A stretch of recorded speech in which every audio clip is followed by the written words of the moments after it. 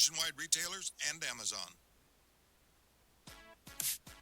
Hour 2 of Titillating Sports. You thought it couldn't get any better, but it's better. Rick Tittle is back.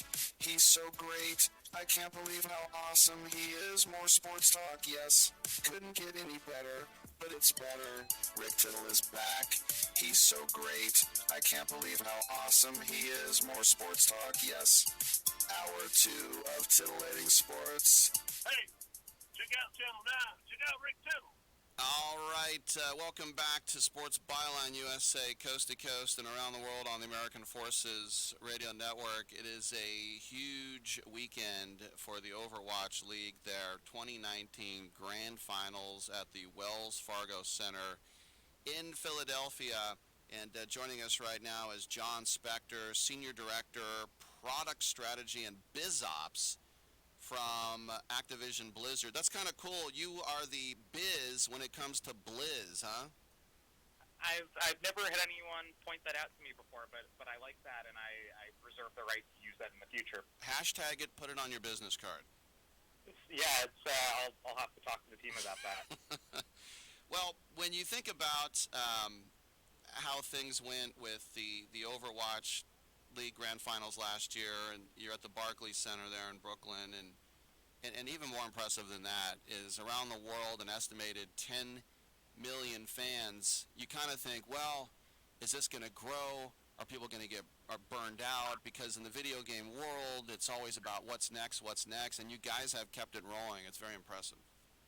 Yeah, thanks so much. We continue to be inspired by all of our fans around the world. The 2019 season for Overwatch League has been really successful, and it's ultimately thanks to the fans and their excitement around what we're building. And as we head into Grand Finals here in Philadelphia on Sunday, celebrating that moment, we're going to have a sold-out Wells Fargo Center here in Philadelphia, and broadcasting live to millions more fans around the world. So it's exciting to share that moment with all of them. You know, I always have to throw this in. How are you personally in Overwatch as a player? Where would you rank your skills? Not good. There's more than 40 million people around the world who have played Overwatch.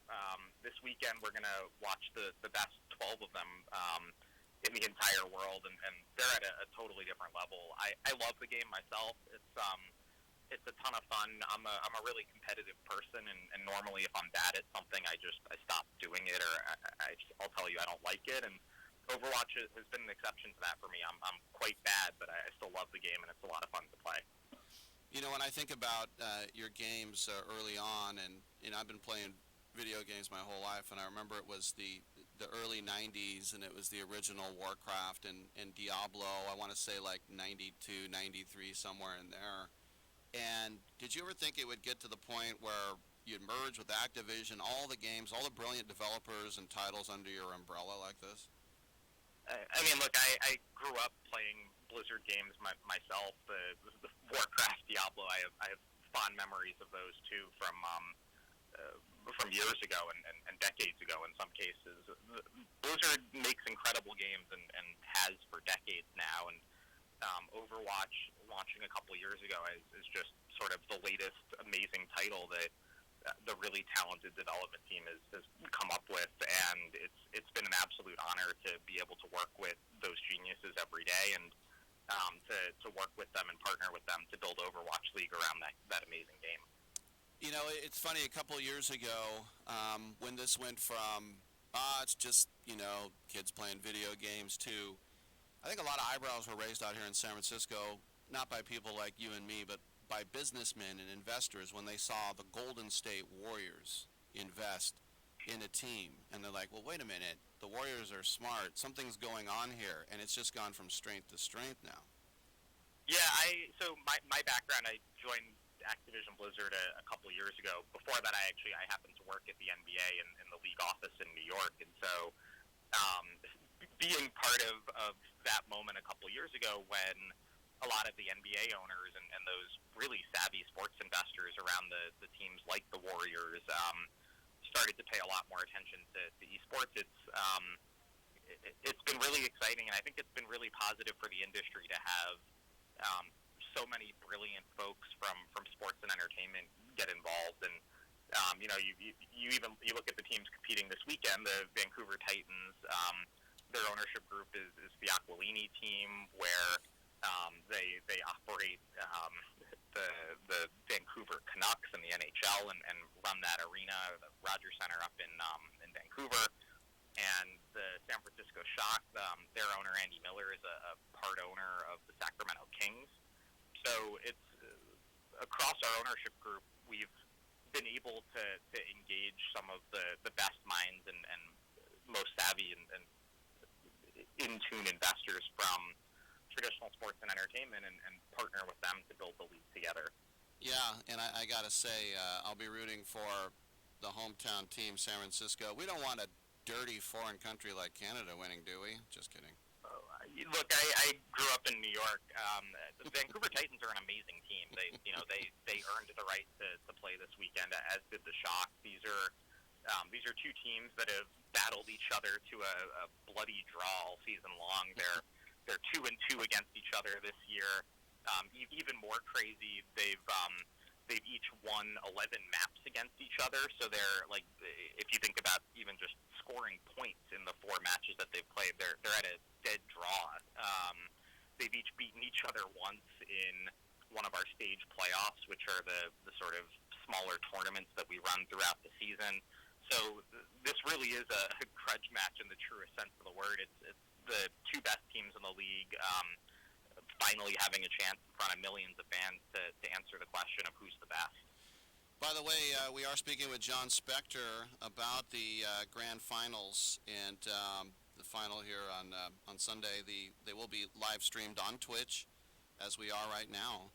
Also on the ESPN app, overwatchleague.com, Overwatch League app. I think what's really important, too, when you think about all the teams in Europe and Asia, is that in the past, if they wanted to, get in these leagues, it wasn't cheap. They had to get over here, and it's true next year. You can say regular season matches, they can stay domestic, right? Yeah, so we have teams from all over the world. Our 20 teams, a bunch from the U.S. and a couple in Canada, but also London, Paris, several teams in China and Seoul, Korea. And as we were building a global league, it was really important to us to do that in a way that gave local fans from all over the world a chance to come out and support their teams. So as we head into 2020, there will be home games in all of those locations next year, and that's going to be logistically a big challenge to manage all of that travel and to make sure that when New York plays Shanghai in Shanghai next year, that goes off seamlessly. But it should be amazing for our fans, and I know our players are really excited to come home and play in front of their fans. And then you think about the Olympic Games, and I'm all for it. I'm all for any sort of competition and stress and hand-eye coordination and tactics. How does it look on the forefront for the Olympic Games and esports? Yeah, I know we've had a series of really productive conversations with a lot of the stakeholders in that industry and some of the other companies and leaders in video games from around the world. I'll give my personal opinion. I think it would be awesome to be able to bring more esports competitions into a forum like that. I think it would continue to help grow the audience and show more people around the world how incredible these athletes are. It's for Overwatch League, for example, right? We have about 200 players competing in Overwatch League. They represent about 20 different countries from around the world, and they really are the 200 best in the world at something that more than 40 million people have tried their hand at. And so when you start to think about showcasing the best of the best and that global competition and a lot of the things that I think make the Olympics amazing, those are values that we certainly share here at Overwatch League. Final question for you. It reminds me a lot of hockey or baseball, where they say if you're good enough, you're old enough, but then you take it even lower. Do you have an age restriction? Because, some of the best players, let's face it, they're young teenagers. Yeah, so you have to be 18 to compete in Overwatch League. You can sign a contract to compete when you're a little bit younger, but you can't take the stage until you turn 18. I could have our lawyers come on and spend an hour, boring you to death about all the good reasons for that. But I think one of the key ones is just a maturity required to take on this responsibility and to become a professional athlete in the truest sense of the word. So our players today, they range from 18 on the young end to their mid to late 20s on the high end. There certainly are some incredible 16-year-olds out there in the world at Overwatch. They get to compete in our amateur sort of path to pro ecosystem. We have a contenders league around the entire world that's really primarily intended to develop and showcase upcoming talent. So for people who aren't quite old enough to compete in Overwatch League, they have contenders to hone their craft and get better and build hype and excitement for when they do turn 18 and they become eligible to join the big leagues. All right, let's check it out. Remember to go online to the overwatchleague.com. You can see it on the ABC network. You can see it on the ESPN app. Of course, our friends at Twitch, the Overwatch League app. San Francisco will take on Vancouver. Winning team $1.1 million, runner-up $600K. Been speaking with John Spector from Activision Blizzard. John, congratulations on everything as you continue to grow, and you ever get back into the Bay Area, come on in. We'd love to have you in studio. That sounds great. Thanks so much for having me, and look, we're really looking forward to Sunday. It should be an amazing show. So, all right. Thanks so much. Okay, great stuff. I'm Rick Tittle. We'll come on back on Byline.